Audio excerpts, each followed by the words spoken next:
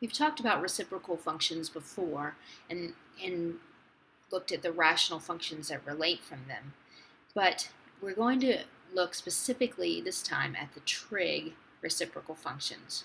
We've already talked about that secant equals 1 over cosine x, and that cosecant equals 1 over sine x. That cotangent is 1 over tangent, which means it's cosine over sine, because tangent is sine over cosine. You need to be able to relate all of the trig functions to sine and cosine. It's very important that you do that. You'll save yourself a lot of memory steps if you can relate everything to sine and cosine. Now, remember the biggest thing that we learned with reciprocal functions is that we had to look at the domain of the function because the bottom could not be equal to 0, and that gives us vertical asymptotes.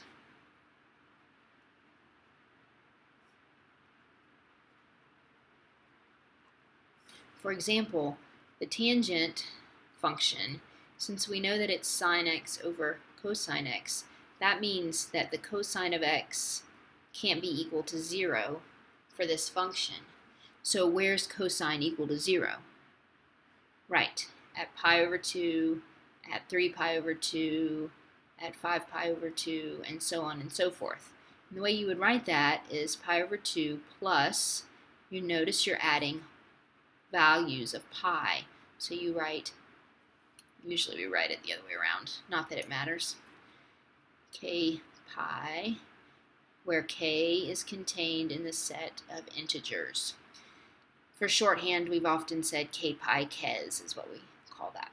But what this says is every time we have pi over 2 or pi over 2 plus a whole number, so basically odd multiples of pi over 2, we're going to have cosine of x equal to 0, which means we'll have a vertical asymptote for tangent. So what does tangent look like? Well, at pi over 2, we have a vertical asymptote. At negative pi over 2, we have a vertical asymptote. At 3 pi over 2, we have a vertical asymptote. And so on and so forth. 5 pi over 2. Now, it's this, remember we said tangent doesn't have an amplitude or anything. So what we have to look at is where it goes. It goes through the origin, because the sine of 0 is 0. The sine, let's see about pi over 4. Well, the sine of pi over 4 and the cosine of pi over 4 are the same thing. So it's 1 is what the tangent is. So what about at negative pi over 4? Well, the sine is negative what the cosine is, so it's equal to negative 1. So it ends up looking like this. Now, what did we say about graphing these on your calculator? Right, must be in radian mode. You must graph these in radian mode. If you're not in radian mode, your graph will not look the same. Now, remember, trig functions are periodic, so this is just going to keep going on in both directions, looking like this.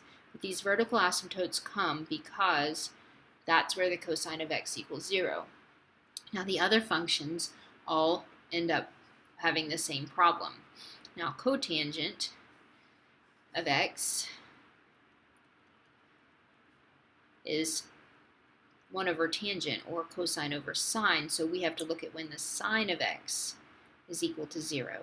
So that would be at 0, at pi, at 2 pi, and so on and so forth. So for that one, we're just looking at integer multiples of pi. We have asymptotes. So we have asymptotes right here.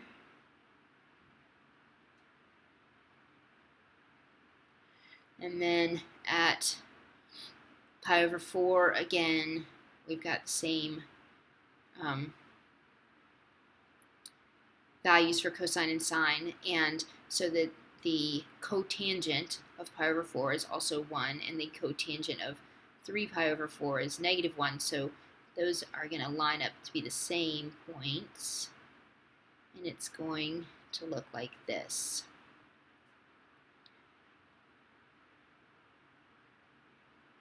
So cotangent basically looks like a flipped and shifted version of tangent. So the blue one is cotangent and the black one is tangent. The biggest thing you need to remember of these is where their asymptotes are.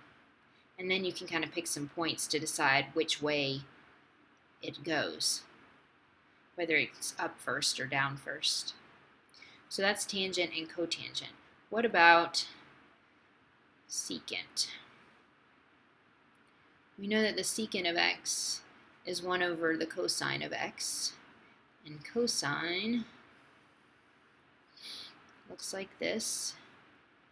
That's 1 and negative 1 pi over 2 pi.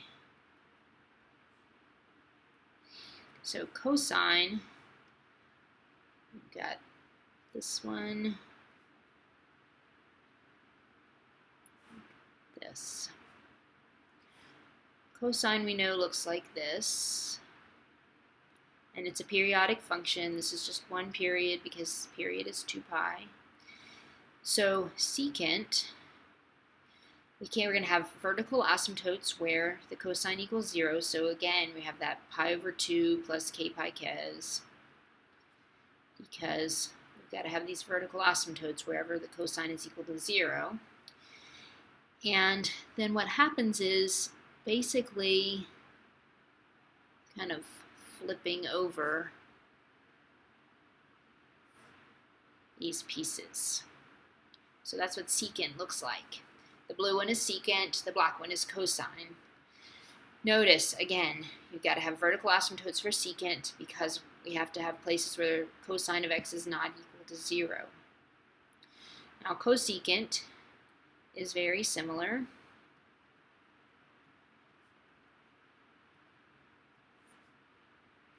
This one's 1 over sine.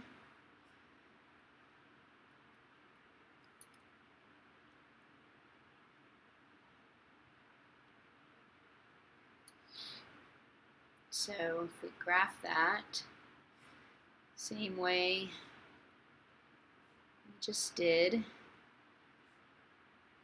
except we're going to have 0, negative 1, excuse me, and it's this way because remember sine just looks like a little bit shifted version of cosine. So this is the sine curve, and we look at this and we know for cosecant we're going to have vertical asymptotes everywhere where sine is equal to 0. So again, we're looking at the integer multiples of pi. So our vertical asymptotes are at the pi times the integers. And then, again, it's kind of this flipped version. And cosecant and secant, just like sine and cosine, are periodic. They all four have a period of 2 pi, as you can see here. And then tangent and cotangent, again, periodic, but also they only have a period of pi. So let's look at one other little example here. Let's say we have y equals the cosecant of 1/2 x minus pi over 4. Now this is cosecant that's shifted a little bit. We know that for the period, we take 2 pi divided by this number in front of the x, which means our period is going to be stretched out to 4 pi. And we know it's going to be shifted by pi over 4 divided by 1/2, which is pi over 2. Now, we know that because this period stretch, it changes things. This all shifts your vertical asymptotes and things. So what we need to remember is for this, it's not just the sine of x, it's the sine of 1/2 x minus pi over 4 that can't be equal to 0. So when is it equal to 0? Well, it's equal to 0 at the angle 0, and at the angle pi over 4, or sorry, writing pi over 4 at the angle pi, and at 2 pi, and so on and so forth. So we can solve this, excuse me, and you'll see for this you have x is pi over 2, and for this you get x is, let's see, 5 pi over 2, and for this you get x is 9 pi over 2, and so you see here we're adding 2 pi each time. Now, before we added pi, but we're adding 2 pi this time because of this period stretch. So we have vertical asymptotes at pi over 2, and then this time not at 3 pi over 2. But we do have one at 5 pi over 2.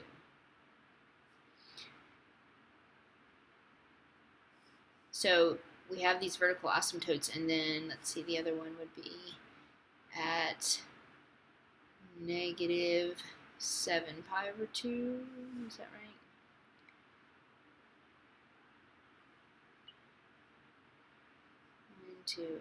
Or negative pi over 2.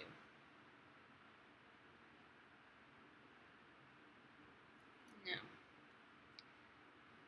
Alright, maybe I should just write it out instead of trying to do it in my head.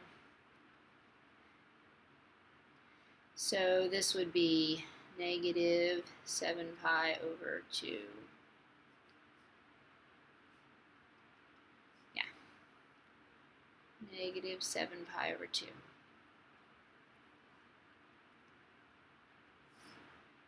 This is, I still feel like I'm doing this wrong. Catch my mistake, guys. 4 pi over 4. Oh, 3. There you go. Sorry, it's early in the morning. Alright, so negative 3 pi over 2. So we've got all these asymptotes, and we know that we don't have a vertical shift, so the farthest down we're going to go is 1 and negative 1, because we're taking the reciprocal of the sign. So all the signs are in this fraction area here, which means if we take the reciprocal of that, we're not going to have any fractions. It's all going to be in this whole number area.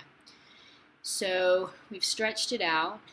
So halfway between, let's say 3 pi over 2, is going to be at 1.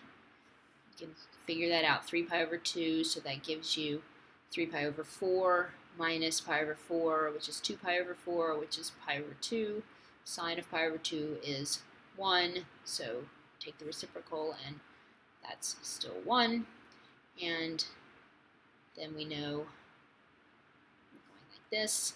And again here, negative pi over 2, we've got negative pi over 2 would be negative pi over 4, minus pi over 4 is negative pi over 2. Sine of that is negative 1, and it goes like this. Okay, so you really, for these, we're just doing sketches based on the periods and the shifts and what you see on your calculator. The biggest thing in the calculator obviously doesn't draw in these vertical asymptotes, so you've got to make sure that you have those. So, reciprocal trig functions. You have to look at the bottom to know where your vertical asymptotes are, just like any other reciprocal function. Find out where those vertical asymptotes are, put them in, and then we're taking the reciprocal of these trig functions, so basically it kind of flips them around and gives us what we need. The shifts in the period, finding the period and things like that, same as with sine and cosine and tangent, and you need to make sure that you know how to do all that, because remember, calculator is a tool, not a crutch. You need to be able to graph these on your calculator, but you need to understand what you're seeing on your calculator based on this trig that you've done on the paper.